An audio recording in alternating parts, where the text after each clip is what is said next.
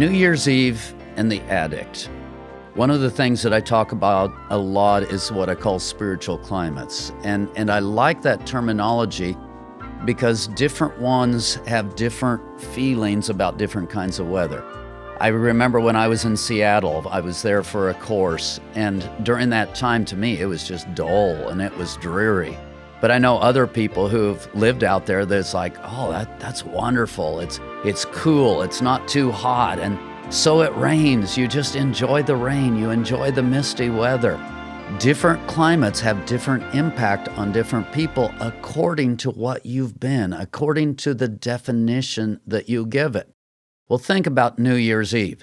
New Year's Eve is a party time. And so for most addicts, what they're remembering different parties, they're remembering different people, different situations. Sometimes it might be a blow up. Sometimes it might be a, wow, it's New Year's again, and I'm just going to fail for another year. There's all kinds of different things that are triggered simply by the words New Year's Eve.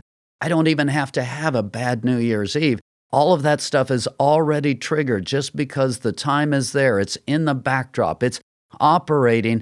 And all of a sudden, I'm looking at this situation wondering, how am I going to negotiate my way through a New Year's Eve? Many times, the only way for an addict to negotiate his way through is to have some real accountability there, where I'm going to meet with this person, I'm going to do these kinds of things, I have this structure, I have these things set up. And hopefully, it's something that's very positive. Even if it's not positive, it's something that's structured to a point where, okay, I can do this, I will do this, because I want to get through the holidays sober. The whole backdrop, the spiritual climates, all of those triggers, they're all tied into most holidays, but especially New Year's holiday.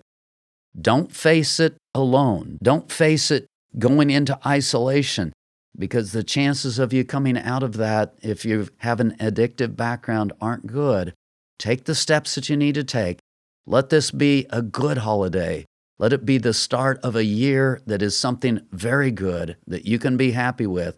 And let's start a new New Year's tradition. If, of course, you're one of those who hasn't been in a good place in the past, God can change your future.